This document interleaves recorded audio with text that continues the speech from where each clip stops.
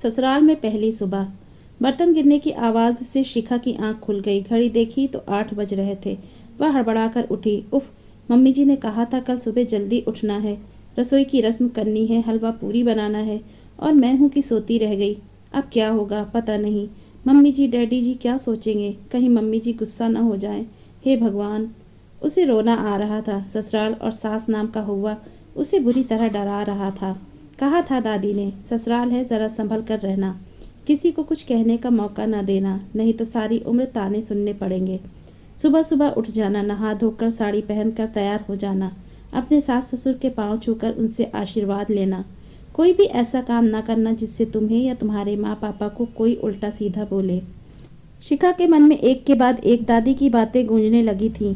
किसी तरह वह भागा दौड़ी करके तैयार हुई। ऊंची नीची साड़ी बांधकर वह बाहर निकल ही रही थी कि आईने में अपना चेहरा देखकर वापस भागी। न बिंदी न सिंदूर, आदत नहीं थी तो सब लगाना भूल गई थी।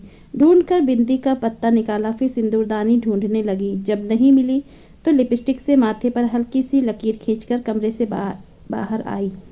जिस हड़बड़ी में शिखा कमरे से बाहर आई थी वह उसके चेहरे से, उसकी चाल से साफ झलक रही थी।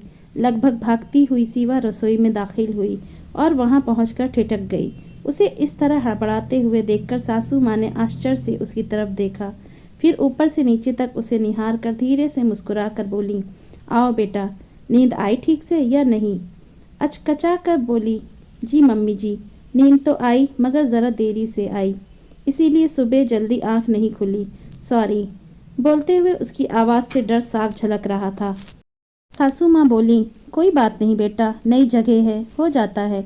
शिखा हैरान होकर उनकी ओर देखने लगी, फिर बोली, मगर मम्मी जी वो हलवा पूरी। सासू माँ ने प्यार से उसकी तरफ देखा और पास रखी हलवे की कढ़ाई उठाकर शिखा के सामने रख दी और शहद जैसे मीठे स्वर में बोली, हाँ बेटा ये लो, इसे हाथ से छू दो। शिखा ने प्रश्न भरी निगाहों से उनकी ओर देखा।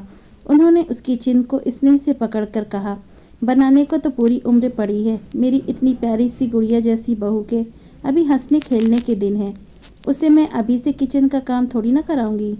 तुम बस अपनी प्यारी सी मीठी मुस्कान के साथ सर्व कर देना, आज की रस्म के लिए इतना ही काफ़ी है। यह सुनकर शिखा की आंखों में आंसू भर आए।